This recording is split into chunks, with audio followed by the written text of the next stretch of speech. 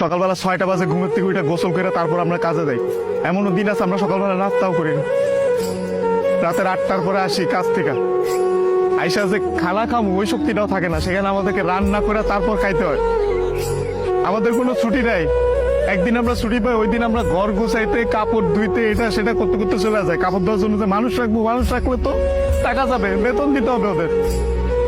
ওই টাকাটা বাসায় আপনাদেরকে পাঠাই, তারপর ওইটা দিয়ে আপনারা ফুটানি বানান। এই যে ইস্ত্রি করা, এই যে ভাজ আলা কাপড় বেড়া ঘুরেন। আর এই যে কাপড়, আমরা কাপড় পরতে পারি না ওইখানে। এই যে এখানে দেখেন না ভালো ভালো কাপড় পরে ঘুরতেছি, এটা খালি আব্বা আম্মা আত্মীয় স্বজন দেখে ভাবে যে পোলা অনেক সুখে আছে।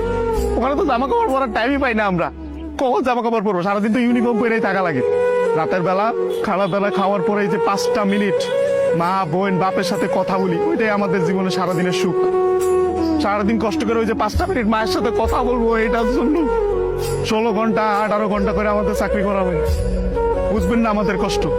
আমরা হয়েছে পৃথিবীর সবচেয়ে বড় মৃত্যু, কারণ আমরা উঠতে উঠতে মিথ্যা কথা বলি। মা যখন জিজ্ঞেস করে বাবা খাইছ না, বলি খাইছি। কি বলবো, আর তো বলতে পারবো না। মা যখন জিজ্ঞেস করে কেমন আছিস বাবা, বলি ভালো আছি।